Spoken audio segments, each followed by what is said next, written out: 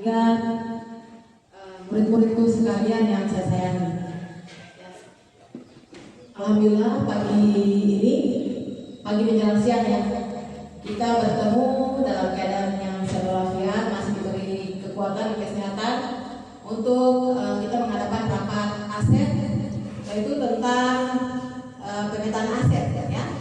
Jadi mungkin di sini pasti Bapak dan Ibu guru sering bertanya-tanya, aset itu biasa yang kalau dalam pikirannya itu biasa kita itu pasti berpikirnya di modal atau di barang-barang saja ya.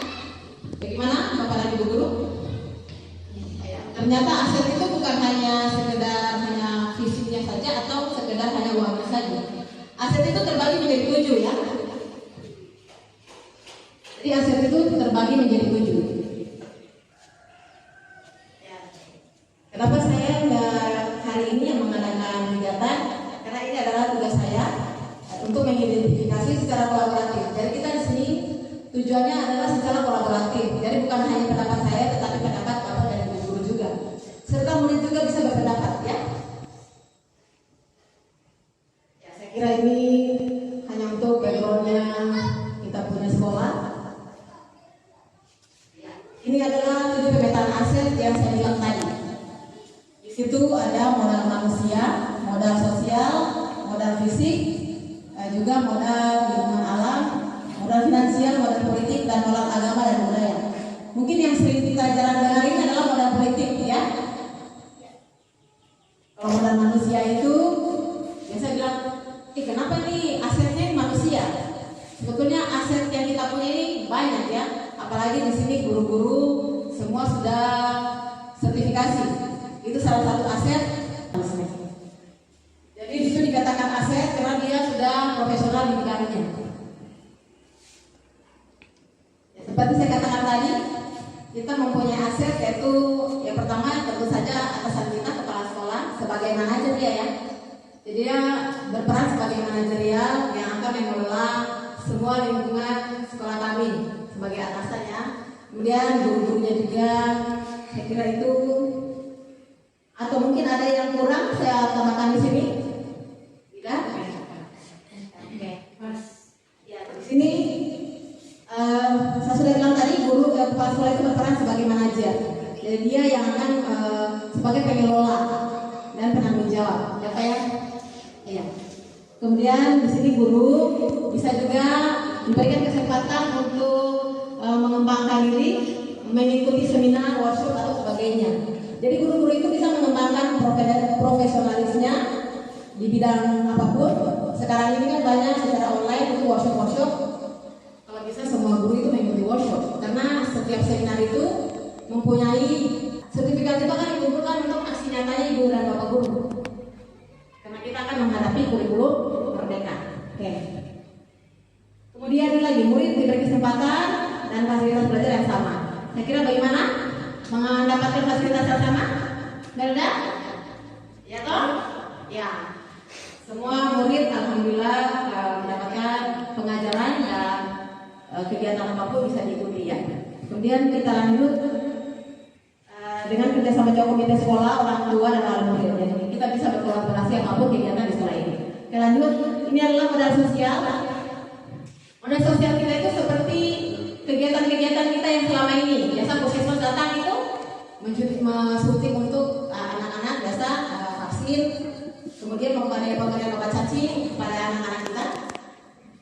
Oke, kemudian di sekitar kita ini adalah balai desa. Ya, kita terutama bisa berkolaborasi dengan desa. Terus di semua ya, bagian pengamanan kita punya Polres Kabupaten Una. Dan dinas pendidikan tentunya yang selalu terkait dengan kegiatan apapun di setiap langkah kita ya. Lanjut, saya kira ini pemanfaatan modal sosial ini ya, itu yang saya bilang tadi MKKS ya, musyawarah kepala sekolah. Saya kira bisa mendapatkan informasi ini untuk kepala sekolah ya. Kalau ibu-ibu guru itu namanya komunitas belajar. Jadi kita nanti akan berbagi praktik baik namanya. Nah, ini saya kira ini menjadi kerjasama masyarakat dan itu semua sudah telah kita lakukan. Nah, modal fisik. Ya maaf ya kalau misalnya ada yang kurang-kurang, tapi insya Allah nanti kita perbaiki sama-sama.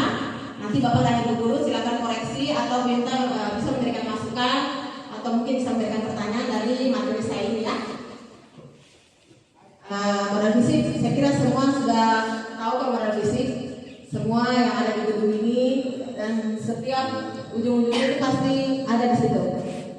Ya, tidak ada pertanyaan di sini kan modal fisik ya. Ya, pemanfaatan juga modal fisik. Modal fisik itu bisa dimanfaatkan untuk intrakurikuler, ya, atau ekstrakurikuler, untuk menciptakan kondisi belajar yang aman, nyaman dan menyenangkan. Memfasilitasi aktualisasi guru dan murid untuk pengembangan diri. Jadi modal fisik itu digunakan untuk pengembangan diri. Ya seperti lapangan yang kita buat itu. Kemudian kegiatan-kegiatan termasuk kegiatan kerohanian ini ya. Misalnya kegiatan keagamaan. Ya, jadi modal fisik itu bisa kita manfaatkan dengan apapun. Oke. Nah ini modal lingkungan alam. Ya semoga nanti kalau suatu saat kita akan mempunyai pagar yang lebih aman, taman kita bisa lebih bagus lagi kita tata. Kemudian pepohonan-pepohonan yang ada di sekolah kita ini memberikan udara yang sejuk dan nyaman. Ya, apalagi tentang sekolah kita yang sangat dekat dengan perkotaan, jadi cukup strategis dengan lokasi-lokasi apapun yang bisa menunjang pembelajaran atau kegiatan kita. Kemudian ya termasuk murid-murid kita, warganya sangat antusias untuk bersekolah di sini dan alhamdulillah sangat dekat dengan sekolah-sekolah dengan rumah-rumah warga. Jadi para murid tidak terlalu jauh untuk sampai di sekolah ini. Ya. Modal finansial, ya saya kira ini kalau modal finansial ya yang lebih tahu ini sebetulnya kepala sekolah. Ya. Semoga ini saya tidak salah karena dari bantuan operasional sekolah ya, dana BOS. Ya, kemudian komite sekolah itu bisa menjadikan acara juga ya. Kemudian juga bantuan dari pemerintah ya seperti yang dilakukan oleh murid itu termasuk PIP apa gitu. Itu adalah bantuan-bantuan dari untuk mendukung pembelajaran siswa kita ya. Ya, saya kira itu sudah saya ucapkan tadi. Kemudian modal politik. Nah, modal politik ini yang paling jarang dilakukan sebetulnya. Jadi kita di kebijakan sekolah dan komite itu berhubungan dengan modal politik itu sebetulnya. Karena setiap pengembangan itu ada hubungannya dengan kekuasaan juga. Ya, termasuk tokoh-tokoh masyarakat. Tokoh-tokoh masyarakat di sini yang saya bilangkan, misalnya dari kepala desanya atau dari pemuka-pemuka agamanya. Jadi kalau kita tidak bersinergi dengan mereka atau tidak berkolaborasi dengan mereka, ya kita tidak dapat dengan dengan nyamannya atau dengan lancarnya kegiatan kita di sekolah ini. Kemudian instansi atau balai desa instansi yang terdekat ya, saya sudah bilang tadi itu balai desa, Polres, Puskesmas, juga di dinas pendidikan itu sangat penting peranannya karena kalau tidak ada mereka kita tidak akan bisa dapat melaksanakan semua kegiatan ini dengan aman lah gitu. Karena kalau tidak ada keamanan, kita tidak selancar ini menjalankan kegiatan pembelajaran.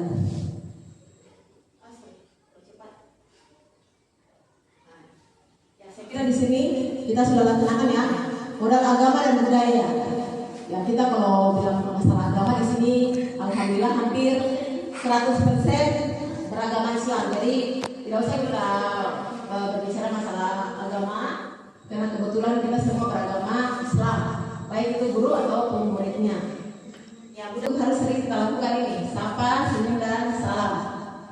Ya, kemudian guru dan murid itu sekarang itu tidak ada batasan lagi, jadi harus ada semacam sering bersilaturahmi, harus sering bercanda. Jadi karena kegiatan itu sekarang itu selalu berkolaborasi dengan murid. Jadi apapun kegiatan kita sebagai guru itu harus sering berkolaborasi dengan murid. Ya, saya kira sampai di situ. Ada yang mau ditanyakan? Ya, oleh karena itu mungkin ini hanya sebatas masukan saja atau saran. Semoga aset-aset ini bisa dikembangkan. Acara pembinaan bagaimana supaya aset-aset ini bisa berjalan, ya, bisa berkembang, bisa meningkat. Jadi mungkin akan ada misalnya ada ya itu yang sudah dijadwalkan misalnya supaya jangan terputus ya, supaya aset ini bisa dapat meningkat, dapat berkembang dan sekolah kita ini bisa berkualitas. Saya kira itu saja. Terima kasih Pak atas masukannya. Sebenarnya masalah berkesinambungannya kegiatan ini wajib sebetulnya, karena lainnya kegiatan komunitas belajar, dan komunitas belajar itu semuanya dilaksanakan oleh guru-guru, bahkan juga dari kepala sekolah itu sendiri, karena itu wajib. Karena sekarang ini kita menghadapi kurikulum merdeka, jadi kalau ada kegiatan-kegiatan apapun itu tidak akan putus, insya Allah. Yang penting kita dalam keadaan sehat walafiat, sehat bugar, apalagi dengan kondisi yang saya alami sekarang ini. Kalau saya pribadi itu belum bisa sepenuhnya karena mungkin ada secara pribadi dari kondisi saya. Tapi insya Allah kalau memang sebentar ada kegiatan apapun dan saya dipanggil, itu saya tetap bersedia untuk kegiatan apapun. Karena memang itu tugas saya sebenarnya. Wajib saya memberikan materi-materi wajib untuk guru-guru, apalagi di seputaran buka. Ini wajib sekali, kedepannya hal-hal baru yang dalam kegiatan itu belum kita laksanakan. Termasuk misalnya kayak guru-guru sekarang ini, tahunya kan RPP itu, tapi sekarang ini berubah. Jadi RPP itu jadi modul belajar, modul ajar. Terus dulu kan kita kenal dengan tujuan pembelajaran. Jadi itu bukan tujuan pembelajaran lagi, sekarang namanya capaian pembelajaran. Dan segala-galanya semua namanya diganti, walaupun mirip-mirip namanya diganti. Terus dia punya isi di dalamnya itu memang sebetulnya tidak jauh berbeda, hanya agak diperbaiki sedikit kata-katanya. Jadi banyak sebetulnya pelatihan-pelatihan yang akan kita lakukan untuk pengembangan aset manusia ini sebenarnya. Saya kira begitu Pak, terima kasih. Ada lagi mungkin? Pertama-tama yang saya hormati Bapak Kepala Sekolah yang sudah dilakukan serta dewan guru yang ada pada kesempatan hari ini serta ibu mungkin Bapak dan Bapak dan saya. Jadi pertama-tama saya dipanggil di sini mungkin sudah sedikit gambaran tentang apa itu buku bergerak. Saya dengar kabarnya bahwa buku bergerak yang ada di SD di Kecamatan Luka itu adalah hanya, kalau tidak salah hanya satu, yaitu SD Luka. Jadi berkaitan dengan apa yang telah dijelaskan oleh Ibu Menteri, kita sebagai orang tua siswa melihat kondisi yang ada di SD Luka ini, mulai dari era kepemimpinan beliau ini, itu sama sekali tidak mengurangi rasa rasa ekspektasi masyarakat yang ada di desa Muslim. Cuma mungkin hanya ada beberapa hal yang mungkin perlu dikembangkan di sini atau ditata kembali, karena saya di sini baru merasa betul. Ya, jadi kalau yang bagus didukung dengan sarana dan prasarananya yang ada dalam lingkungan sekolah.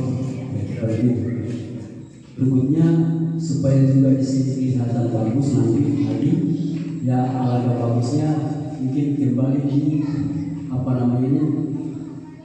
gambaran di sini kita tulis SD Madruga. Ini kita lihat kita jalan kelihatan itu kembali SD Madruga. Akhir-akhir yang presiden ya. Kemudian hal-hal lain saya kira hanya saja yang menjadi catatan kita sebagai masyarakat untuk wakil komite. Berikutnya adalah persoalan proses belajar mengajar. Saya kira luar biasa seri Madruga ini banyak mencetak para juara-juara, kemudian berkompetisi juga di pendidikan yang lebih tinggi lagi. Saya kira tidak terlalu masalah. Nah itu betul. Kemudian persoalan tadi dibilang budaya atau sosial budaya tadi, bahwa guru-guru memang berbaur dengan masyarakat. Karena saya kita ketemu di 2017 komunikasi. Ya, jadi enak juga kita sebagai siswa atau perwakilan komite masukkan anak kita di sini karena sudah terjadi kira itu. Saya kira itu yang dia tetapkan sebagai komite. Persoalan saya kira sudah luar biasa. Siswa perlu berkembang saya kira dari pimpinan beliau. Saya kira itu. Kira sebentar demikian. Akhir kata billahi taufiq wal hidayah. Wassalamualaikum warahmatullahi wabarakatuh. Terima kasih tadi dari perwakilan dari orang tua murid, dan alhamdulillah juga orang tua murid ini sebetulnya adalah seorang guru yang memang sangat berdedikasi juga dengan kegiatan-kegiatan pembelajarannya. Jadi sebagai kolaborasi kita dengan beliau, terima kasih atas masukannya juga. Itu masalah profil sekolah. Memang profil sekolah ini sebetulnya lokasi tempatnya itu memang kurang strategis karena dulu ceritanya ini jalanan sekolah ini kan lokasinya tidak jadi berubah. Mungkin kita akan koordinasi dengan kepala sekolah. Jika ada waktu dan dananya, mungkin Pak, ini sebetulnya bukan untuk saya ya, masukan untuk kepala sekolah, yaitu bagian finansial, fisik dan finansial. Jadi ini kami akan kerjasama juga dengan mungkin komite Pak ya, dan nanti diadakan untuk perbaikan-perbaikan. Ini sebetulnya masukan untuk sekolah kami. Dan memang itu namanya jalur sekolah itu memang kita harus ketemu dengan nama sekolah. Karena ada beberapa, ada yang salah alamat. Mencari SD 5 Duruka itu di mana? Ternyata di belakang rumahnya. Harusnya dia berada pas depan itu langsung profilnya. Ya, jadi dia mungkin masih ada yang kosong gitu, tetap dibikinkan profil gitu. Kalau perlu mungkin masih bisa diangkat itu. Kemudian tadi juga saya menangkap adanya budaya. Saya sangat senang sekali karena sebetulnya bukan hanya guru-guru di sini. Warga Lawang Sungai itu sebetulnya berbudaya semua. Saya sebetulnya orang luar malah di sini. Saya bukan penduduk konsumen. Saya malah berada dari kota. Pertama tiba di sini saya bingung. Awalnya saya tiba itu 2011. 2011 itu seumur-umur itu saya memang lahir di Kabupaten Muna, tapi belum pernah tahu namanya Wong Sungai. Karena yang saya tahu hanya paling Wong sana, Wong sana, atau ya sekitar sana Wong Punto, namanya jalanan ya. Tapi Wong Sungai itu sebetulnya nanti saya mengajar di sini baru saya, oh ini ternyata Wong Sungai. Awalnya saya dibawa dengan KPTD masih Patapal dulu. Saya ikut beriring sejalannya waktu itu, saya senang berada di sini. Ya karena ya begitulah. Di sini suasananya nyaman, aman. Kata yang orang itu biasa saya dengar isinya, kita tidak mengganggu apapun yang berada sepanjang itu bukan urusan kita. Ya kita menjalankan saja apa yang merupakan aktivitas kita. Apalagi kita guru ya, sebagai guru kita diminta untuk menjadi fasilitator apapun itu kita harus siap. Karena guru itu serba bisa katanya. Oke, sekarang perasaan olahraga. Saya kira Bapak tadi mungkin waktu datang mungkin masih bingung kenapa ini ada apa namanya? Ada tali, ada pacul, ada apa? Kami masih mengusahakan untuk perbaikan-perbaikan sarana ini. Jadi sarana dan prasarana bukan berarti kami hanya memandang oh kita ini juara hanya kita latihan di luar. Kita akan mengusahakan apa yang namanya kegiatan-kegiatan itu yang kita bisa capai sendiri di sekolah ini. Malah kalau bisa semua kegiatan itu dilaksanakan di sekolah ini. Makanya kami berusaha melalui kepala sekolah. Saya juga sebetulnya bukan pemegang pemangku tanggung jawab di sini, tapi saya hanya menyampaikan apa yang diutarakan oleh kegiatan-kegiatan yang kita lakukan di sekolah ini. Saya kira begitu saja Pak. Terima kasih atas masukannya dan juga pertanyaan yang sangat luar biasa. Terima kasih. Saya kira sudah di penghujung acara ini. Lebih dan kurangnya apapun yang saya utarakan ini adalah untuk kebaikan dan perbaikan sekolah. Jika ada hal-hal yang kurang menyenangkan atau hal-hal yang mungkin masih ada salah-salah kata, itu saya mohon dimaafkan. Saya juga manusia biasa. Sekalipun kami katanya itu bisa segalanya, tapi itu tetap kita kembali sebagai makhluk Tuhan yang pasti ada salah dan semua kata dan perbuatan kita. Lebih dan kurangnya mungkin saya mohon dimaafkan. Terima kasih atas kesempatan diberikan. Wabillahi taufiq wal hidayah. Wassalamualaikum warahmatullahi wabarakatuh.